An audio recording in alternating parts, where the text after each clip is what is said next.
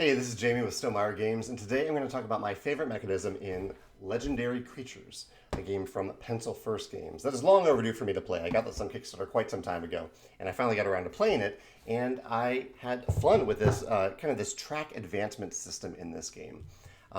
There's a whole mechanism that I won't go into that involves kind of crafting a hand of cards and using cards in your hand that you've drawn to decide what you're going to do on that turn. That's a whole system. Check out another video to see how to do that.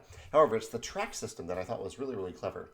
One of the core things you're doing, actually, I'm holding it the wrong track.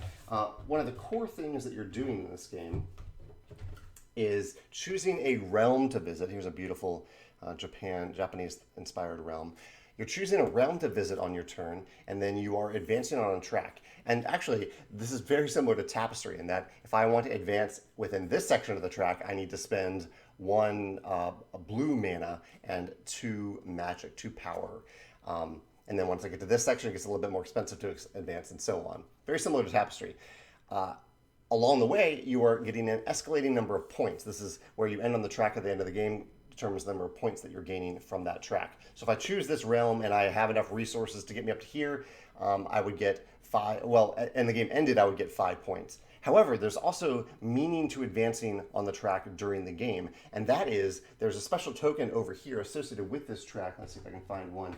Here's the red one. It doesn't go with this track, but here's a red token here. This goes over on this side of the track. And what this says is at the end of each round, if you are the player farthest advanced on this track, you gain this power until the end of the next round.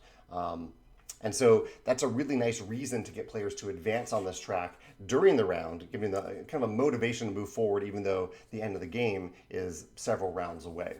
So I think that's really, really clever to give players a reason to jump out in the lead early on and get these powerful abilities.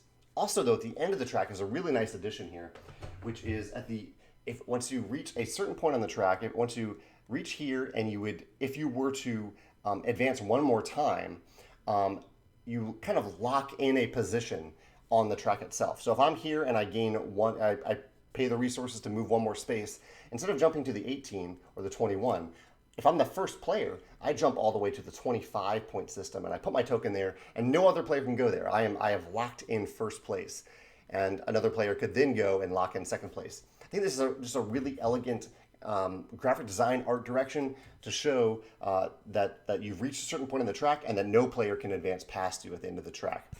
You've locked in a position there. I think that's really clever. So there's just a lot of cleverness that went into the design of these tracks, both the layout and the mechanisms themselves.